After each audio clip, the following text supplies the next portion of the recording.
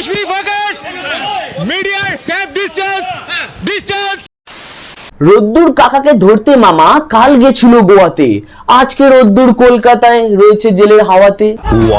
গালাগালি করেছে তাই পুলিশ ধরেছে এই মর্মে, কলকাতায় ফিরতেই দেখি জেঠু আবার আগের ফর্মে। 2 रुपए की पेप्सी तेरा भाई सेक्सी। কি বস জেলে তো। তো গাইস তোমরা সকলেই হয়তো জানো কয়েকদিন আগেই কলকাতা পুলিশ গোয়া থেকে রোদ্দুর রায়কে অ্যারেস্ট করেছে। এবার যারা এখনো পর্যন্ত জানো না রোদ্দুর রায়টা কে, তারা আসলে কিন্তু সেটা কোনো বড় কথা নয়, বড় কথা টিভিতে বলছে ইউটিউবার রোদ্দুর রায় গ্রেফতার। না মানে এরা কে ভাই, খবর বানানোর আগে কোনো রিসার্চও করে না। রোদ্দুর রায় যদি ইউটিউবার হয়, কিরণ দা তাহলে টিকটকার, ক্যারিমিনাতি তাহলে সিরিয়াল অ্যাক্টর, আর আমি জনি সিনস। রোদ্দুর রায়কে অ্যারেস্ট করা হয়েছে, খুবই ভালো কথা। তবে আই হ্যাভ এ গভীর কোশ্চেন। না মানে রোদ্দুর রায় কিন্তু এই প্রথম গালাগালি দিল এমনটা নয়। রোদ্দুর রায় অনেক আগে রবীন্দ্রনাথের একটা গানকে বিকৃত করে গিয়েছিল। সালা চাঁদ উঠেছিল গগনে, বড় চাঁদ উঠেছিল গগনে, বাঞ্চদ চাঁদ উঠেছিল গগনে। এন্ড তারপরেও তিনি রবীন্দ্রনাথ, নজরুল, সুকান্ত সম্পর্কে কিছু খারাপ খারাপ উক্তি করেছিল। রবীন্দ্রনাথের মারা গেছে, নজরুল সুকান্ত সকালবেলা। সেই বিষয়ে প্রচুর মানুষ তখন প্রচুর অভিযোগ করেছিল, তখন সেই সব ব্যাপারকে কেউ পাত্তা দেয়নি। আর এতগুলো বছর পর এখন গিয়ে রোদ্দুর রায়কে পুলিশ অ্যারেস্ট করেছে। बंटी तेरा साबुन स्लो है क्या? যাই হোক, বেটার লেট দ্যান নেভার। কিন্তু রোদ্দুর রায় কিন্তু কলকাতা এয়ারপোর্টে নেমেই মামা আগের ফর্মে ফিরে এসছে। Don't touch me! Don't touch me, fuckers! Media, keep distance! Distance! Distance! তবে যাই হোক, অ্যারেস্ট হলেও একটা কথা তো মানতেই হবে, রোদ্দুর রায় কিন্তু কারাপ্টেড নেতাদের মতো পুলিশের ভয়ে এসএসকেএম এর উডবান ওয়ার্ডে এসে ভর্তি হয়নি। ঈশ্বরের মঙ্গল করুক। যাই হোক, রোদ্দুর রায়ের তো জেল হেফাজত হয়ে গেছে। আর যারা যারা ভেবেছিল রোদ্দুর রায়ের জেল হেফাজত হলে রোদ্দুর রায় হয়তো বদলে যাবে, এই সব করা বন্ধ করে দেবে, তাদের জন্য রইল এক বালতি সমবেদনা। কারণ রোদ্দুর রায় জেলের ভিতরে বসেও পুলিশদেরকে মোকসাবাদ শেখাচ্ছে।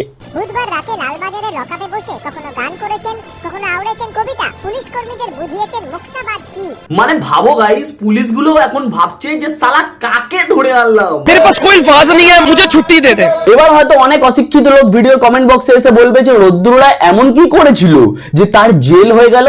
সো তাদেরকে বলি, খুন করতো, রেপ করতো, এসএসসি দুর্নীতি, টেট দুর্নীতি, কয়লা চুরি, বালি চুরি, ইট চুরি, সব কিছু করতো, মেনে নিতাম। তাই বলে গালাগালি করবে, তাও আবার রাজ্যের শাসক দলের নেতা নেত্রীদের আমরা ছেড়ে কথা বলবো?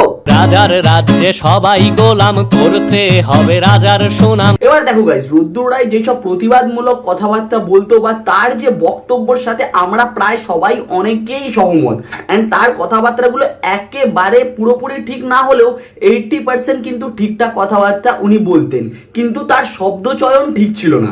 এবার যদি আসি অশ্লীল ভাষার কথায়, তার কথার মধ্যে অনেক অশ্লীল ভাষা তিনি প্রয়োগ করতেন, কিন্তু তার কথা অনুযায়ী অশ্লীল ভাষার ব্যাখ্যাটা একটু আলাদা। যে শব্দগুলোকে আমি জেনে ফেলছি, সেই শব্দগুলো যদি সত্যি অশ্লীল হতো আমি জানতাম কি করে। এবার দেখো গাইস, রোদ্দুর রায়ের ভাষা ঠিক ছিল কি ছিল না, ওনার শব্দ চয়ন ঠিক ছিল কি ছিল না, এটা কোর্ট বিচার করবে আর তোমরা বিচার করবে। কিন্তু তাই বলে স্যান্ডি শাহ এখন রোদ্দুর রায়কে ভাষা জ্ঞান শেখাবে? গালাগালি দেওয়া ঠিক, এইটা আমি যুক্তি দিয়ে প্রমাণ করতে চাই না। বাট অনেক সময় আমাদের ভিউজের জন্য বা একটু সাময়িক এন্টারটেনমেন্টের জন্য হয়তো সেটা ইউজ করতে হয়, কিন্তু তাও একটু বুঝে শুনে আমারও মনে হয় করা উচিত, সংযত।